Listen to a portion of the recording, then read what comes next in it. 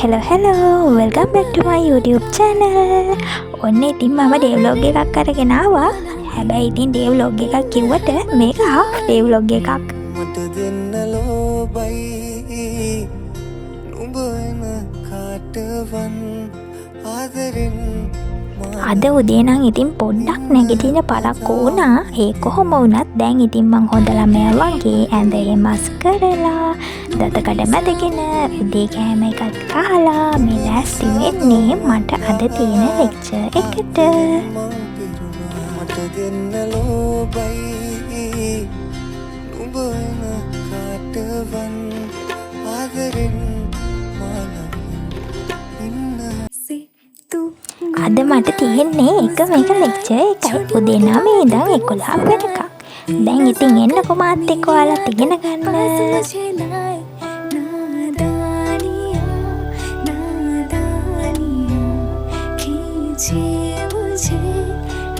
ඉතින් මං ඔයාලට කිව්වනේ අද මට තියෙන එක ලෙක්චර් එකයි කියලා. ඒකට හේතුව තමයි අද ඉඳන් අපිට සතියක් මිඩ් වැකේෂන් එක තමයි තියෙන්නේ. ඉතින් අද මේ විදියට දැන් මේ පෞගේ සතියක කරන්න බැරි වුණු ලෙක්චර් එකක්.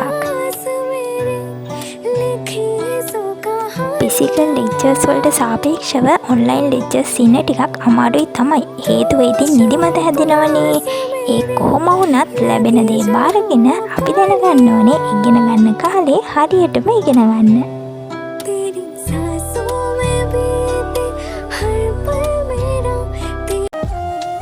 දැන් ඉතින් තියෙන්නේ ලෙක්චර් නෝට් එක හදන්න තමයි. ලෙක්චර් එක ඉවරුණ ගමන්ම නෝට් එක හදන එක ලේසි. මොකද පස්සට යන්න ලෙක්චර් එකේදී කරේ මොනවද, නෝට් එක ලියන්න ඕනේ කොහොමද, නෝට් එකේ ලියන්න ඕනේ මොනවද කියන එකත් අමතක වෙනවනේ. ඒ නිසා ලෙක්චර් එක ඉවරුණ ගමන්ම නෝට් එක හදන එක තමයි කරන්න තියෙන හොඳම දේ.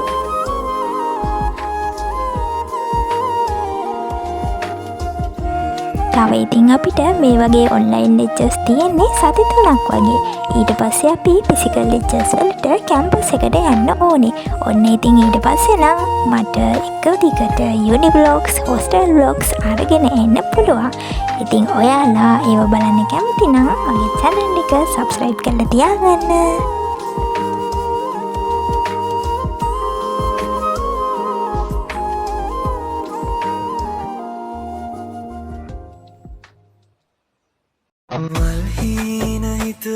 දැන් ඉතින් මේ ගෑනු ළමයා ලෑස්ති වෙන්නේ ලොකුම ලොකු රාජකාරියක් කරන්න. මොකද්ද දන්නවද? ඒ තමයි ඉතින් කබඩ් එක අස් කරන වැඩි. කබඩ් එක සාමාන්‍යයෙන් මම මාසෙකට එක පාරක් වගේ තමයි අස් කරන්නේ. ඒ තරම් කම්මැලි. ඔය දැනුත් අස් කරන්නේ රෙදි ටික හොයාගන්න බැරිම තැන තමයි.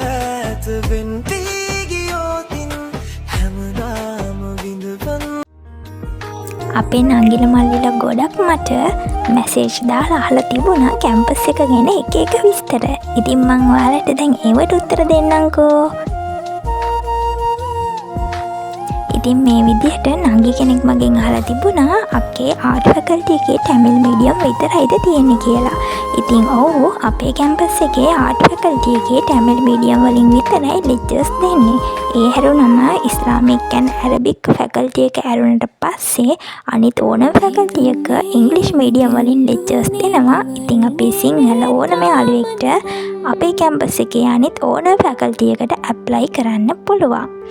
ඊළඟට මෙන්න මේ වගේ ප්‍රශ්න අහලා තිබුණා ඉසෙඩ්ඩකයන් ගැන. ඒව ගැන මම channel එකේ කලින් දාලා තියෙන වීඩියෝ එකක් කොහොමද ඔයාලගේ කෝස් එකට ඔයාලගේ ඉසෙඩ් එකට අදාළව ඔයාලව සිලෙක්ට් වෙනවද නැද්ද කියලා ඔයාලා හොයාගන්න කියලා. ඉතින් ඒ වීඩියෝ එක බලලා ඔයාලට පුළුවන් ඕකට උත්තරේ හොයාගන්න.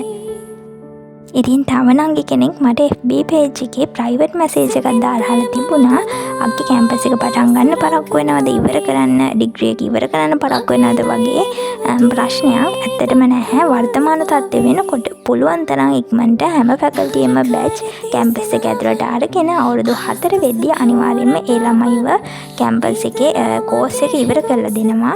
බාහිරින් ප්‍රශ්න આવොත් ඔය කොරෝනා ගම් වතුර වගේ බාහිරින් ප්‍රශ්න આવොත් තමයි චුට්ටක් ඉතින් පරක්කු වෙන්නේ.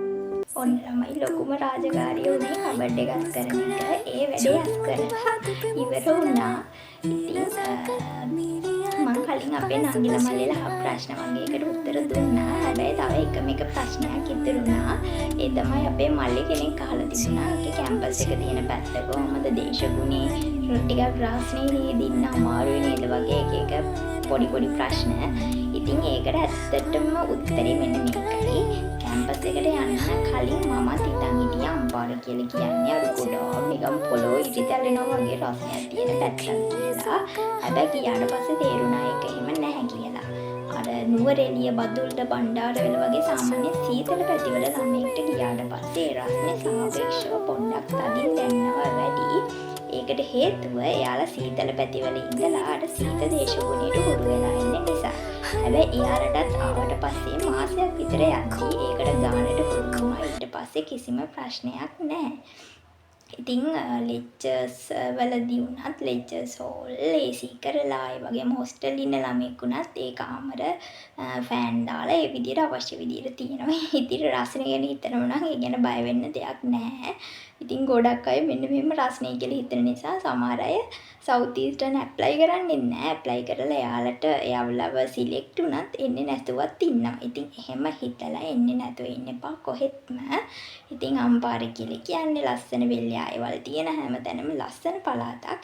ඉතින් ඒ වගේ අපේ කැම්පස් එකත් ලස්සන වෙල්යායක් මැද්දේ වෙල්යායවල් වලින් වටවුණු ගම්මානයක තියෙන ලස්සනම කැම්පස් එකක්. ඇවිල්ලා ඔයාලා බලන්න ඒ ලස්සන කොහොමද කියලා. ඉතින් රස්නේ කියලා හිතලා කැම්පස් එකට නැවිත් ඉන්න එපා. ඒක ලොකු අපරාධයක් වෙනවා. ඔන්න ළමයි දැන් මම හිතනවා කැම්පස් එකේ රස්නේ ගැන ප්‍රශ්න තිබ්බට උත්තරේ හම්බ වෙන්නේ නැති කියලා. හරි එහෙනම් වීඩියෝ එක මම අදට මෙතනින් නතර කරනවා. ඒක ළමයි මම ක්ලාස් කරන්න පටන් ගන්නවා. ඉතින් හවස ක්ලාස් එකක් තියෙනවා. ඒ නිසා vlog එක මෙතනින් එහාට අරගෙන යන විදියක් නැහැ. ආයෙත් ඉක්මනටම vlog එකක් අරගෙන එන්නම්. ඉස්සරහට uni vlogs, hostel vlogs ගොඩක් බලා ගන්න පුළුවන්. මොකද ඉක්මනටම කැම්පස් එකට යන නිසා. ඉතින් ඔයාලා තාම මගේ channel එක subscribe කරේ නැත්නම් මේ දැම්ම මාව subscribe කරලා තියාගන්න. ඒ වගේම මේ ප්‍රශ්න වලට අමතරව තව මොනවා හරි ප්‍රශ්න වලට කැම්පස් එක ගැන තියෙනවා නම් අනිවාර්යෙන් පහලින් comment එකක් දාලා ඒ ගැන අහන්න. ඒවට මම අනිවාර්යෙන් reply කරන්නම්. එහෙමත් නැත්නම් මේ ප්‍රශ්න වලට උත්තර අරගෙන මම ඉස්සරහදී වීඩියෝ එකක් අනිවාර්යෙන්ම අරගෙන එන්නම්. ඉතින් වීඩියෝ එක හොඳයි නම් අනිවාර්යෙන් like එකක් comment එකක් දාන්න. එහෙනම් ආයි වීඩියෝ කරගෙන ඉක්මනට එන්නම්. එතකන් යාළුවෝ හැමෝම පඩිසිමි.